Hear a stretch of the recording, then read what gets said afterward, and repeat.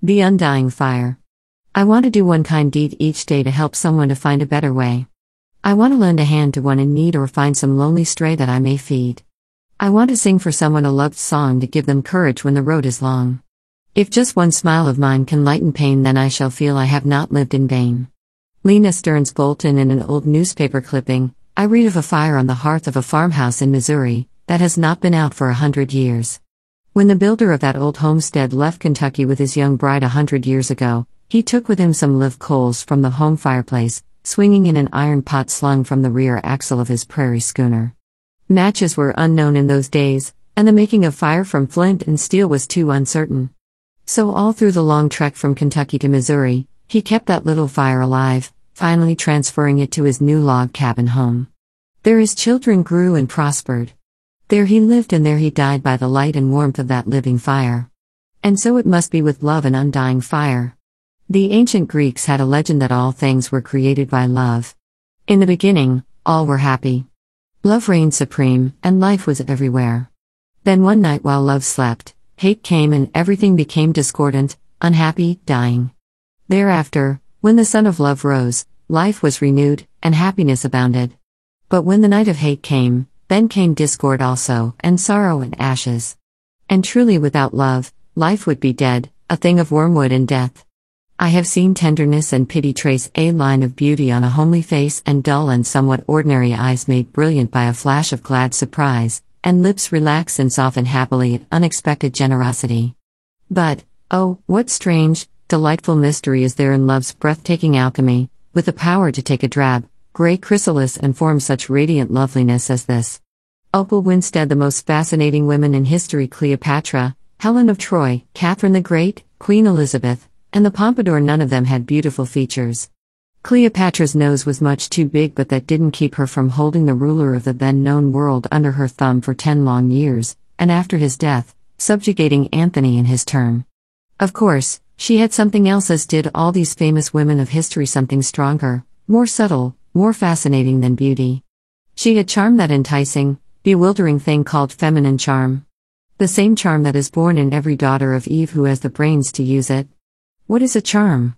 Charm is something in the glance of the eyes, the turn of the head, the touch of the hand, that sends an electric thrill through every fiber of the one at whom it is directed, that speeds up his rate of motion. Charm is taking the gifts that God has given you and keeping them supernally young and fresh and alive.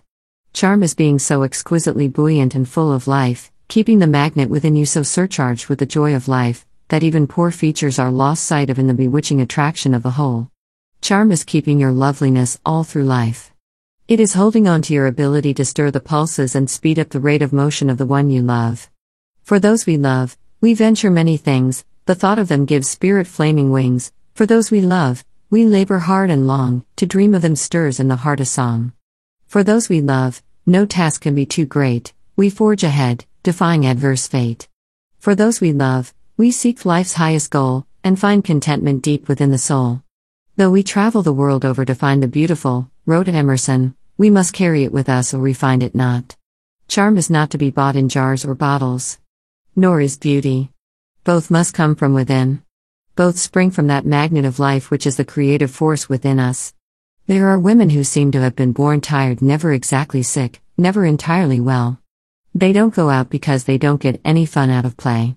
They are sallow, listless, having neither charm nor personality because they have allowed the magnet of life within them to run down. To them, I would say, renew your health first, renew your energy and vigor, renew your interest in those around you, speed up your own rate of motion, then begin to look for love. For love, says Browning, is the energy of life. For life, with all it yields of joy or woe and hope and fear, is just our chance of the prize of learning love, how love might be, hath been indeed, and is. How to inspire love in another. By first cultivating it in yourself. Love begets love, you know. Charge your mental magnet with thoughts of unselfish love and devotion, give to the loved one in your thoughts the admiration, the appreciation, the idealized service you would like to give in reality, and as you give, love will come back to you. Love is giving. It cannot be jealous, for it seeks only the good of the one loved. Blessed is he that truly loves and seeketh not love in return, said Saint Francis of Assisi. Blessed is he that serves and desires not to be served. Blessed is he that doeth good unto others, and seeketh not that others do good unto him. Love such as that is never lost or wasted. It comes back as surely as the morrow's sun, oftentimes not from the one to whom you send it, but it comes back, nevertheless, blessed and amplified. As Barry says, those who bring happiness into the lives of others, cannot keep it from themselves. And Ella Wheeler Wilcox wrote, who giveth love to all, pays kindness for unkindness, smiles for frowns, and lends new courage to each fainting heart, and strengthens hope and scatters joy abroad. He, too, is a Redeemer, Son of God.